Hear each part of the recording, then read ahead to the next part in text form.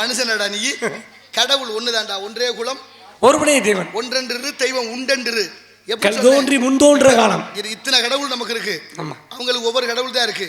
ஏன்னா இந்த பள்ளிக்கூடம் பெரிய பள்ளிக்கூடம், சைவ சமயம், இந்து மதம், அதனால குருமார்கள் வாத்தியார்கள் நிறைய தேவைப்படும். உனக்கு இன்னும் புரியுற மாதிரி சொல்றேன், எல்லாருக்கும் கடவுள்கள் வெவ்வேறு தான். ஆனா மன்மதங்கிற காமன் இருக்காரு, காமன் ஒரே ஆள் தானே, எல்லா மதங்களுக்கும் சொந்தமானவர். ஒரு மன்மதன், இஸ்லாமியருக்கு ஒரு மன்மதன், எல்லா மதத்துக்கும் மூணு பேருக்கும் ஒருத்தன் தான் மன்மதன், அவன் தான் காமன். அதனாலதான் எல்லாருக்கும் காமனா இருந்து வழிபடுறேன். தங்கம் ஒண்ணுதான், ஆச்சாரியார் நினைச்சா மோதிரம் பண்ணலாம், வளையல் பண்ணலாம், செயின் பண்ணலாம், தோடு பண்ணலாம், என்ன வேணாலும் பண்ணலாம். தண்ணி ஒண்ணுதான், பாத்திரத்தை பிடிச்சி என்ன வேணாலும் ஆக்கிக்கலாம், விழுகிற இடத்தை பொறுத்து நிறம் மாறுது.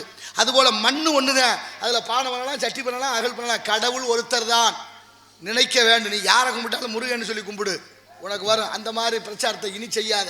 காரணம் பல விஷயங்கள் இருக்குதுக்குள்ள. விளையாட்டா சொல்றது வேற, வினயமா சொல்றது வேற. அந்த விளையாட்டுக்குள்ளையும் ஒரு கருத்து இருக்க வேண்டும். அதனால கடவுள் எல்லாருக்கும் ஒண்ணுதான். நீ உனக்கு இன்னும் புரியுற மாதிரி சொல்றேன் பாரு. தண்ணிக்கு உருவம் இல்லை, ஆமா, கடவுளுக்கு உருவம் இருக்கா? இருக்கே, நம்ம வடிச்சு வச்சிருக்கோம். கடவுளை பார்க்க முடியுமா?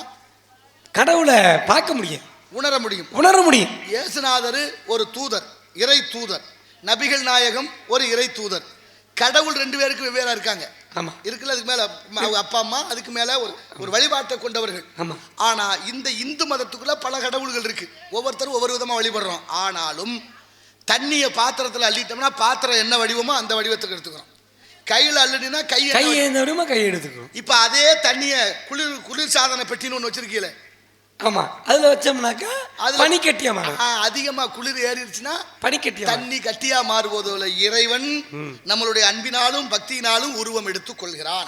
அதை உணரணும். கடவுள் ஒன்றுதான், அவரவர் விரும்புகிறபடி. உனக்கு